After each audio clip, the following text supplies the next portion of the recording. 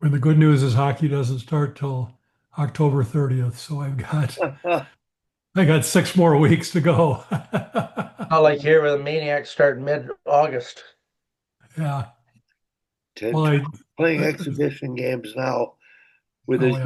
U15s, and he's got to like I don't know 25 players. He's got to get rid of a few, Yeah. and he was talking about the typical neutral zone drill where one player goes to one blue line, the other to the other.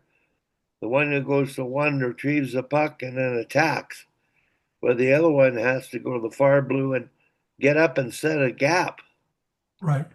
And I'm sure everybody's done that drill, but for the first time, when Will Pozo was doing the drill with Jamie um, with the U13s, I don't know if because the girls were so good or the way they explained the drill worked out so well, but the forwards, all the it was mixed up forwards on forwards or D on forwards or whatever.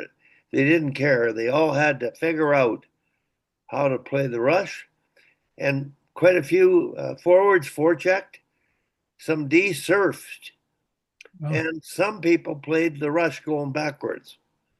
Yep. And Tom said he did the drill last night, so I wanted to bring that drill up because Tom, that the idea of you are playing a team that uh, the coach he got the luck of the draw and he knows the players and he literally drafted the top individual skill players in the team and they tend to play 1-on-5. So you've started to coach to compete against that with that particular drill. Can you Uh, do y- They played on last Sunday and they won 3-1. And all three goals were shorthanded because those girls picked up the puck and went through everybody and scored. Yeah. Hell, I don't know if you've ever encountered this, but I coached this team with Kyle in the provincials, and they were playing against Lloydminster, who was undefeated. And every goal they scored against us, they were shorthanded Yeah. because they put out their best players. Yeah. So power play was a disadvantage for us. And you can't sort of deny the penalty and, oh, we won't take it. But that was the reality of that competition.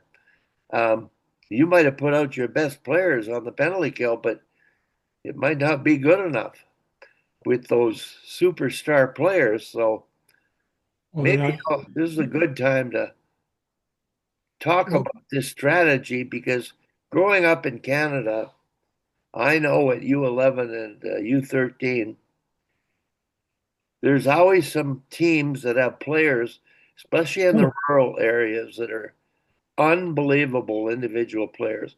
And they simply, at will, go coast to coast. Now, I don't know if you encounter that now, but Tom is encountering that with a few of the skilled players in this elite league, and he's got to sort of coach against it. So, Tom, for back in my day when I coached against those type of players, and I didn't coach, I was mentoring. I had, you guys know the game, you got to go green light, not green light, red light. They have to try to get to the other end without getting tagged. British Bulldog. Yeah. You're all, well, I would have the best player go against the five players and try to go end to end, but the five players lined up in a claw, and the first one steered them, and the other one were ready to cover any gaps that were created. And that's a strategy I would have tried to encourage. Never got to do it because my coaching years have gone by me, but that's going to be a big thing with the teams that play against teams that have these players who are going to just get out and sort of do what they want. And have you encountered that hell over the years? Um, on the girls' side, yeah, it's real. If the pressure for kids to score goals and do things is, and on coaches, so their girls can win, state awards. They just let them go. But I know that over the past few years, we've scored a lot of shorthanded goals. So I was going to mention that, should you put your best five players on the ice to kill penalties? When I had Blake Wheeler, I learned really quickly, and I mean, he was on his way to the National Hockey League. He had no interest in playing defense, zero. And he'd go out and try to strip the puck from the D. The D would just step around him, and now we're two men short. So the strategy was to keep him on the bench. And as soon as the penalty was over, then we'd put him out. And actually, Don Lucia at the University of Minnesota did exactly the same thing with him after I talked to him about it. So, because, there wasn't a defensive bone in his entire body. But your tendency would be, for most coaches, would put a kid like that on the ice, who's 6'3", long reach. But yeah, that's the battle. So the interesting thing we're going to have this year is I'm going to have 18 or 20 girls. But we don't have any playoffs. There's no championship. It's purely developmental. So we're going to lean into this, getting away from 1-on-5. Um, but it's kind of, so what do you do when the other team's got a superstar? And I've done this before. I'll take my fastest skater and I just say, just cover that player. Just don't let him get the puck. Well, what we do is what Florida does.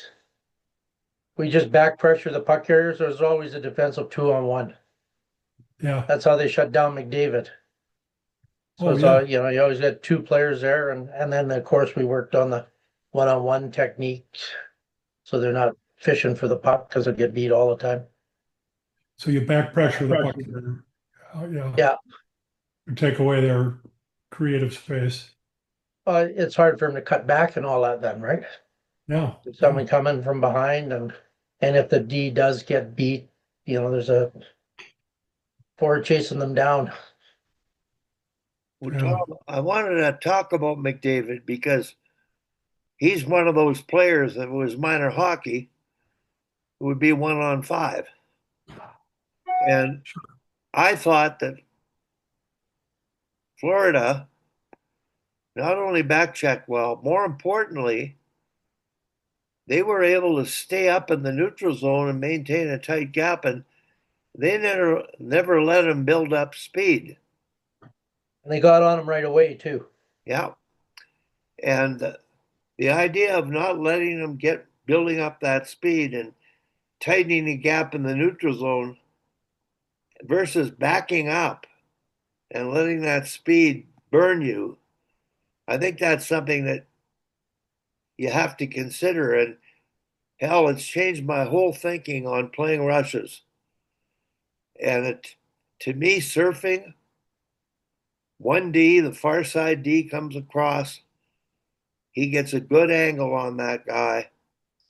And your neutral zone forecheck, so to speak, is what we're talking about, because your D are playing tight gap, and they can't play tight gap without forwards back.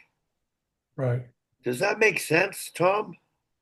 Well, I think people's tendency when they're afraid of a player is to back up like crazy and give them all kinds of space to work with. And I was telling my players last night, because a lot of them were doing that. And I said, you're in control if you have a tight gap. If there's 10 feet between you and the forward, they can do whatever they want. So that's the challenge. First is to get the D to play as tight a gap as possible, and then get back pressure on the player. And usually, you know, usually that works really well. I know last year people didn't score 1-on-5. The top scorers in the league last year hardly ever scored on us because we do that. We take that 1-on-5 player away. Yeah. So if they're not going to pass the puck, and if you got and the goalies can't be letting in crappy goals. They got to stop the long shots and that. I kind of figured out a long time ago, actually. It's like coaches tell these, tight gap, and the players don't do it. And I got to sort of trying to figure out why. And the reason is they're afraid. They're afraid they're going to get beat and they'll be embarrassed. And they're going to, a goal's going to get scored. The goalie's going to be mad at them. The parents are going to be mad at them. The coach is going to be mad at them, right? And so it's just easier to back up and, let that player come into the house and hope that they don't score and hope they get some help, which they typically don't. So what I started doing with the girls, it was about 3, 4 years ago, I just say, look, it's okay if you get beat. What if you get beat at the red line? Your partner should be over there helping. I mean, you might. Where would you rather get beat? Out of neutral ice or at the face-off dots down inside? Right? Because you got all your rush. You got another 4 players on the ice that can cover for you. And I think trying to take the fear of failure out of their mind and talk to the others about the group defending against them, it actually works pretty well. So Outstanding points. And You should have seen sorry. go ahead, Tom. Well, this weekend we played 2 games against this Okotoks team. And the first game we got about 40 shots. We outshot them about 40-20. We won 9-3. And their goalies were basically playing dodgeball.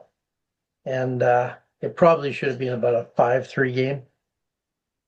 Our goalie let in one. We still have three goalies. And then the next day, we won in overtime. We outshot them 62-20. And their goalie was lights out the whole time. And so it's funny how games go and the score doesn't always indicate the play. Yeah. Now, I want to get back to this point.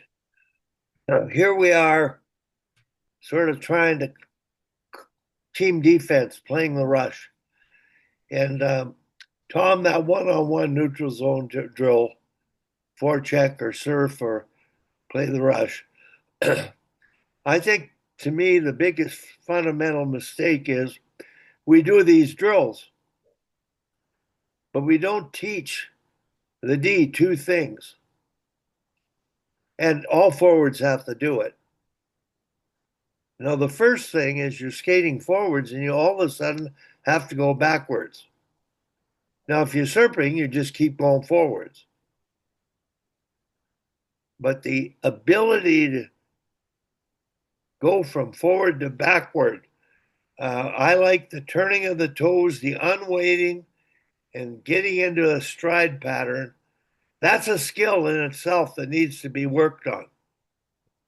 Now, Tom, you work on that skill in that shoot-up warm-up drill because they go with the puck and they go forward and backward, and heel to heel and around another pylon, up to a pylon and transition. No, we don't go around pylons. I don't use pylons. Well, good job. Top of the circle to the blue line. Yeah. But if you don't, well, nobody teaches it. And I've worked with pro players and the national team players on that transition pivot. Now, I don't think your girls need to do that yet. They can just practice it with no instruction. But I've had to take national team prospects and teach them how to transition efficiently and use a hard C cut and maybe allow one crossover I mean, that's a tactical skill at elite levels that needs to be taught. I never saw it taught until they were with the national team, men's and women's.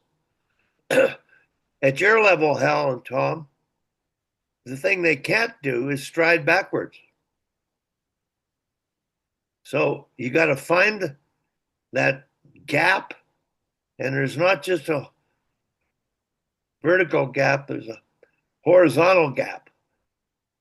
And we teach them to align the D's outside shoulder to the forwards Yeah, inside shoulder. Is that pretty common, guys? is for me. Okay. And Dave King with the national team, he identified that gap that way. He called it the vertical gap. Yeah, Now, the horizontal gap depends on where you are in the ice. You're skating his speed, and that's where the 1-on-5 players are much better. And the players who can't skate backwards, and to tell you the truth, I haven't seen many players that can skate backwards uh, yeah, at the elite level in the league I'm watching. And so they have to do some backward striding, striding only, deliberate C cuts, and it's not C cuts anymore, Al. It's a J stroke, using your whole blade, but push to the side and bring that foot back under your body to balance with. And um, Well, we would call it swizzling yeah, rather than this. It's this. If they work on it, they should be able to skate pretty darn fast.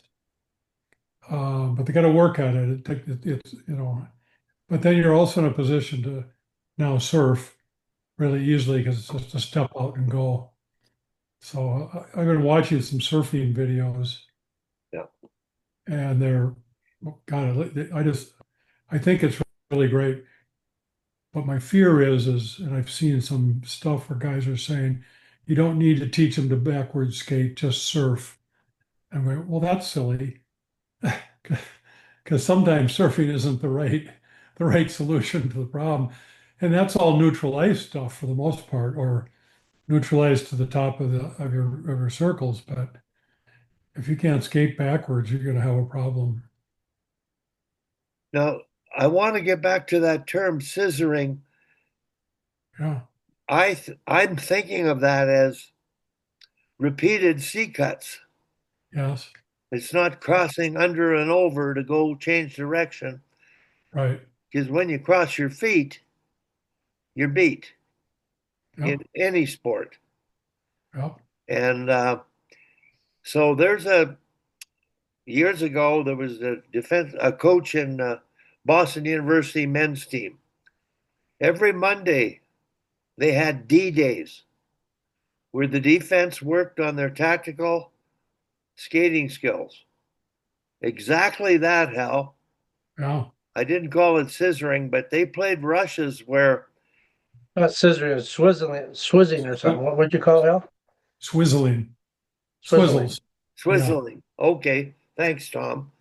And what it means is two C cuts so you can get that vertical gap that way, as opposed to crossing your feet to tighten the gap up that way. And the importance of striding and the key teaching points that Tom and I brought this up, I bring this up all the time, is just having them stride the length of the ice. Sit tall, ride a horse, Yeah. because they lean forward and they're pulling an anchor. Yeah. And then I'm saying C cut only, J stroke only. And if they do that, no crossovers, strictly working on striding, and the arm action for striding backwards, it's not sideways, it's north south, punch and pull. Yeah. And if coaches did a little more of that, if they did backward laps around the rink and worked on sitting tall, riding a horse, no crossovers, north-south arms, repeated a few times, I think you're going to solve a lot of the problem on playing rushes. They're going to get What frustrated because they don't know how to skate backwards and transition skating. They might forget how to skate backwards because they're going to only forecheck anyway. what Johanny did to get the posture, they had to hold their stick up behind their head, you know, so that they're erect and not leaning over, Yeah, to get the posture and, say this is a position you should be in. yeah. So what you're calling riding the horse. He had them stride backwards that way. Yeah, because it straightens your back up Yeah. instead of leaning over top of your skates. Any So other ideas, Hal, for uh, backward skating? Well, it's, you get one or two, you start with the C cut, maybe a cross under or two to get a little bit of speed. We go into the swizzle. And then if you have to transition, you open your hip. So if you got an attacker coming up the outside, instead of crossing over, you open your hip and point your toe where you want to go, and push off on that inside leg. But you got to push, not just step. You got to really push. Otherwise, you lose way too much momentum. But it is much faster of a transition from backwards to forwards doing it that way than it is to step across. If you step across, a good forward is going to see that, and they're going to come right back inside on you, and you're going to be watching. So, these are important skills. See, you've worked on that in a detailed way. The uh, coaches that we are working with, they haven't, and I think keeping it simple, that backward striding only, is a start. And if you can reinforce teaching points, they'll get better at the backward skating. Now, Tom, you do some rush drills and you had success with their skating because they had no sticks, the defender. Can you talk about that? well, last night that's what I had the defense do is right now I have 8 defense. So 4 on each side and that drill we talked about, the puck carrier goes back where the puck touches the blue line, the defenseman touches the blue line. Defense got to come and close the gap, and it's a 1-on-1. Yeah. And I had to stop the defense right away because a couple of them were getting to the blue line and just going back basically. They weren't closing the gap whatsoever. So that was the whole point of that drill, is to get them to close the gap and skate properly. And there's still a lot of them crossing. I think people think they're going to go faster if they cross over because you're so busy. But I know the national team did research on that, and it's much faster skating backwards, striding backwards, instead of crossing over all the time. And like you said, in any sport, you cross over, you're in trouble. A good forward gets you crossing one way. No. They go the other way. You can't go 2 ways at once. So, so it's a essential skill that has to be worked on for sure. Well, I think we've beaten the defensive backward skating to death. Everybody's going to play against players that you're afraid of that can burn you. And McDavid is the greatest example. And I think a number of years ago, they gave up the blue line and tried to play him conventionally, striding, keeping him on the outside, rotating and mohawking to keep him on the outside. And it just didn't help. So I think the problem has been solved by closing the gap, like you said, Hal, in the neutral zone. You mentioned having the D step up at the red line, and the Yeah. other partner supporting them. Can you elaborate on that? Because that's that to me is what's happening against the best players at the highest level. Well, if you watch, and again, we're talking about minor hockey, youth hockey. That forward that gets the puck on the breakout and starts heading up ice, they get their head down about half the time. They're trying to get up and get going and get some speed. And of course, the defensemen are just backing up, giving them the space and time to get speed.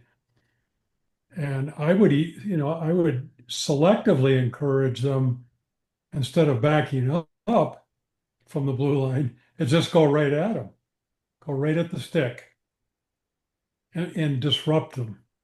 Now you got to be careful. You got to have body position so they don't cut inside on you and take off and go. So that's the severest level of it. But um, they have to judge speed of the opponent and try to get enough speed so they can execute and transition from backwards to forwards and or slide across and just take if the opponent, the attacker, has got their head down a lot, because everybody plays the game pretty much the same. They take the puck and they go outside.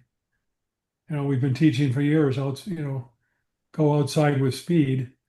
And if you can keep that gap close enough, you can cut them off and neutralize, or at least disrupt the play, which allows your teammates to come back and participate in the defensive side of the puck.